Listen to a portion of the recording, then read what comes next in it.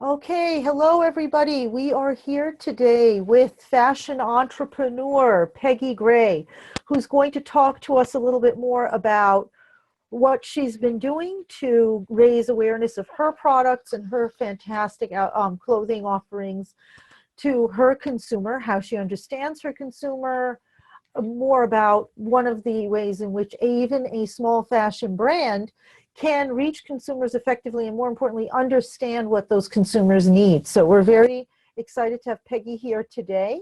And Peggy, thank you for joining us. Would you like to tell our audience a little bit more about yourself and your brand? Yes, thank you for inviting me on this video chat. I really appreciate it because this helps get my brand out.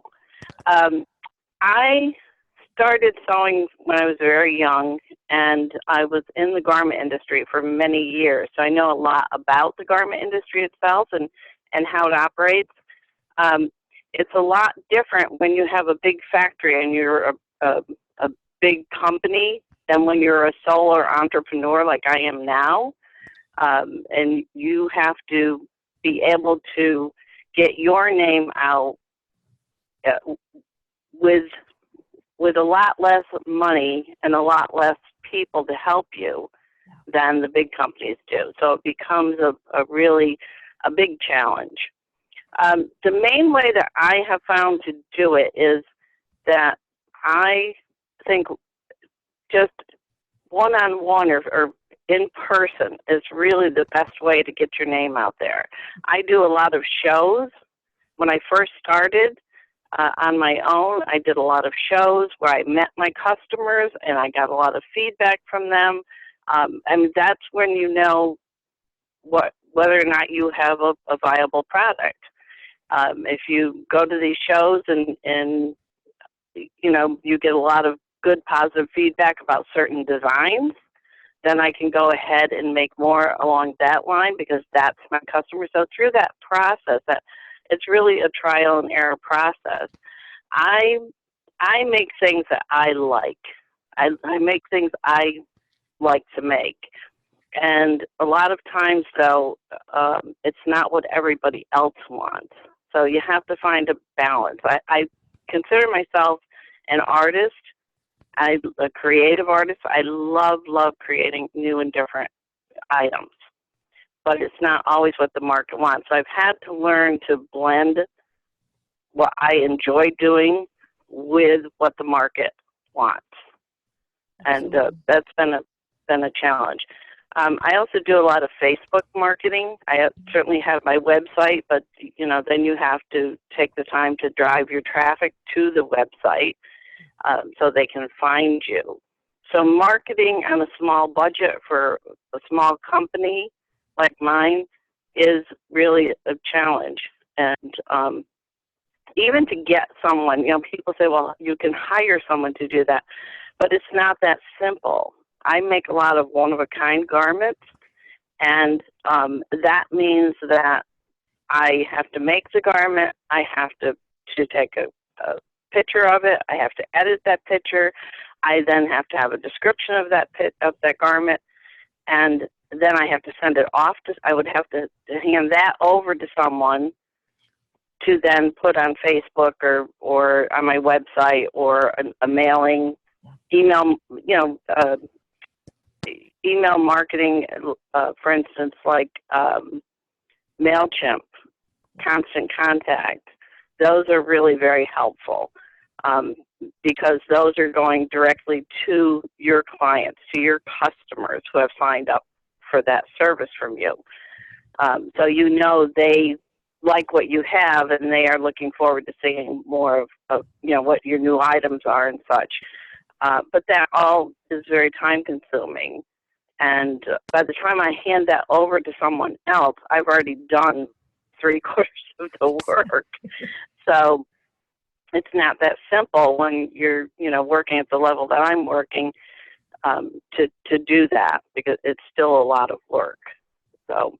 Absolutely. And with one-of-a-kind couture items or art fashion, it's a really intimate relationship, isn't it? Yes, it Yeah. is. you mentioned before that you got a lot of feedback when you started out, on your own, even though you had had all of this experience in the fashion industry. How did you go about getting that feedback when people were talking to you face to face? Was it a challenge to get people to be at ease and give you frank feedback, or were they ready to tell you what motivated them as buyers? No, I think you have to really talk to the customers, because if a lot of times they don't want to hurt your feelings, so they're not going to be really forthcoming if they don't like your items or something they want different. But if if you're comfortable with them and they become comfortable with you and they like you, they're more likely to give you feedback. No one has ever said to me, "Oh, I hate your things," or "I don't like that." Never has that happened. Most people are really, really nice, and they want to be helpful. They just don't want to hurt your feelings. So you have to let them know it's okay. I'm not, married to any of these items. I'm open to suggestions if there's something. And I'll tell you what, a lot of times people have really good ideas. I've had things I had not thought of. And then a customer would say, well, if you made that into a dress, it would be stunning. I'm like, oh my goodness, you're right. That would be. So sometimes it can become, it's a lot of fun to get feedback from people. And as long as you let them know that you're open to hearing and you honestly want to hear what they have to say, it doesn't mean you have to do what they tell you, their suggestions. But listening to your customer is really, really important. It really is. And it is an intimate relationship when you're doing one-on-one things like I do, Yeah. So. And when we think about consumer motivation, investing in a couture piece is obviously, unless you're independently wealthy, it is it's an investment and it is a commitment. What do you find is what triggers that? Is it a life event that somebody needs something special for? Is it they decide they're going to treat themselves? Are they in the habit of getting clothing made for them? What kind of starts that relationship to begin with? That's a good question. My customer really is a woman who has a need to dress up. In other words, she's going to art galleries, or she's going to a lot of upscale events where she's going to wear something different. Or if in the workplace even, if, she works in a place where, people generally get dressed up. But it's also a woman who loves clothing and loves to look at herself in the mirror and really feel proud of how she looks. So that can be the motivation, or it can be, I had a lady here this morning in my studio who has 2 events to go to, and she cannot find anything in the market that she wants. She knows how she likes to dress, and she knows what she wants, and she can't find it. So she comes to me, and we design an outfit for her. So that motivation is the events. But I also have women that just love clothing and love to look different. They're tired of going into the stores. They're tired of what they're seeing, and they're tired of seeing it over and over and over again. So, like I said, or the fit is really another major thing. The way that they, in the industry, the way that they build garments or build sizes, per se, it's called grading, but it's really about building from one size to the next. And they grade, if they start with a size 6 and they want to grade to a size 8, they make it wider, but they also make it longer. Yes. And when you get to a 10, a 12, each one gets wider and longer. I was 5'7" when I took a size 10. I'm 5'7" now and take a size 18, but I'm still 5'7". So I don't need it. So everything is 2 inches too big. And so women at a certain age is, it's really about looking at the market from every angle, because there's women at a certain age that their body changes, and the market, the way they design clothing, it stays the same. Yeah. And so you go in a store and you literally cannot find anything that fits halfway. And if it doesn't fit you, it's not going to look good on you. You're not going to feel good about it. So that's another big reason. I have clients that literally cannot find anything to fit them. Mm-hmm. And so they come to me to have it made so it'll fit. Yeah. So. Yeah.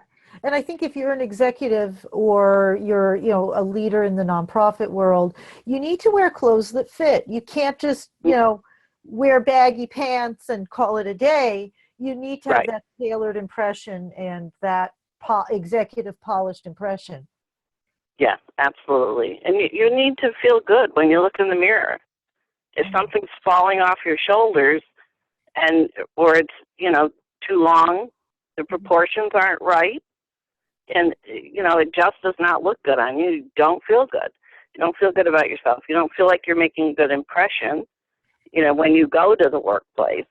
So there really is, like I said, there's really a lot of ways to look at who your customer is. Yeah. And how to find them. But once you know that, then you can figure out, where are these customers? Mm-hmm. Where are the best places for me to go? And in the beginning, a lot of that is hit and miss. You have to try things. Everybody I've talked to, I've done shows that I thought, this is going to be really great. This is my customer, my client. Mm-hmm. And when I got there, it wasn't. And other shows I do, and I think, I'm just not sure about this, and they blow me away. It's just amazing. So I do a lot of fashion shows. I love doing fashion shows. Mm-hmm. Because that also gives you a lot of feedback. And the customer gets to see the garments on real people instead of just on a hanger or a mannequin, mm-hmm. and they get to see them, with the jewelry and the shoes and everything that goes with it. And it gets really styled well. Mm-hmm. And so that you get a lot of feedback from the audience from fashion shows. And it really elevates, you in the public eye. Gives you a lot of exposure, because most of the fashion shows are fundraisers. Okay. And they're, so I've done them for, I have one coming up in May that's going to be for the Special Olympics. So, that's getting tons of press. Oh, yeah. I did one last fall for addiction awareness. Mm-hmm. Tons and tons of press. Mm-hmm. So, even though you're not getting paid to do that and you're not getting a lot of sales, but you are getting a ton of press. And like I said, it elevates your name in the public, because you've been invited to do these fashion shows. So that's awesome. It's another great way to get your name out there. Yeah, and create a positive impression with the public, because you're giving back. Yeah. And it attracts, absolutely. Yeah, and it attracts the charitable audience who tend to be people closer to your target audience of women who are leaders, women who are thinking, okay, I've arrived, I need to actually have tailored couture garments that are right. Exactly. Right. Exactly. Mm-hmm. Well, this has been an incredibly valuable and interesting conversation. I wanted to kind of close by asking, if you were, a lot of the folks who are going to be watching this are possibly dreaming of a career themselves as a fashion entrepreneur, are just getting started, just earning their college degrees. What advice would you give to somebody who wants to build a standalone brand for themselves as a designer? I would say you have to make sure that you are passionate about what you're doing. And I know that's a word that a lot of people use, but it's the truth, because there's so many ups and downs, especially in the artistic world. And whether it's with clothing, or if you're doing paintings, or you're doing handmade jewelry, those are items that people don't need to buy. Mm-hmm. So you really have to. So you're going to have a lot of ups and downs, and you've got to. There's a grace period where people have got to get to know you there. I live in a very, very rural community. I live in cow country, Mm-hmm. and that's where my studio is. And so I have it's even makes it more difficult for me to get my name out there, to get my brand out there. And I have to work really hard at it. But there's a grace period where people are not going to know you exist. I use this as the best kept secret in Buskirk. So you have to understand that for a period of time, you may feel like you're stagnant, and it's hard in the face of that to keep going sometimes. So that's why you really have to be passionate about what you're doing. If I am not out in my studio designing, I'm designing in my head. While I'm making supper, while I'm watching TV, I'm always looking at what people are wearing, what do I like, and taking notes of it. And so you have to have the love for what you're doing in order to get through those up and down times until you can feel like you're making an impact in the world. It's a very competitive space. Mm-hmm. Oh yeah. And you have to stand out somehow. Yeah. You have to be different than everybody else. If I'm going to make what Macy's has, why would people come to me? Exactly. Other than fit they would, but styling wise, Mm-hmm. I have to stand out and I have to be different, and so I have to love what I do, and I do. So I work 6 days a week. I'm well past retirement age, but I still work 6 days a week, sometimes 7 if I have a show. So if you're going to work that hard at something, and like I said, continue working through the down times, and you really have to love what you're doing and have a passion for it. Yeah. You have to hang in there. And if somebody is that passionate about what they're doing, they definitely need to follow it. Yeah. They definitely need to do it. Yeah. When it's the one thing you can do. And I've always said to every entrepreneur, if this is the only thing you can ever imagine doing and everything else strikes you as second best, that's when when you can stick it through, because there's no such thing as overnight success. Even the overnight successes, it took them years before they suddenly appeared on the scene. Absolutely. Yeah. It takes a lot of, and there's going to be failures. There's absolutely failures. I don't even like to say failures, because they're really not failures. They're learning curves. And that's kind of a cliche, but it's the truth. That is the truth. Unless you make it a failure or allow it to be a failure. Mm-hmm. If you give up because something didn't work out the way you had hoped, or there's a setback and you give up, then it's a failure. Yeah. If you keep going, it's a learning curve.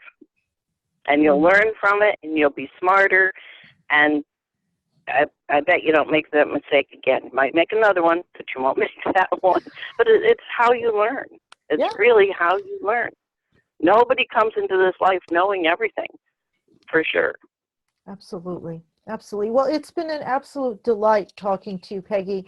I want to thank you again for taking part in this interview and what we call our Fashionista Spotlight. This was inspirational, and wishing you a ton of luck with the next fashion show. And thank you on behalf of the studio audience and my students as well for this really great interview. Great. Thank you so much. Thank you. Pleasure to be here. Take care.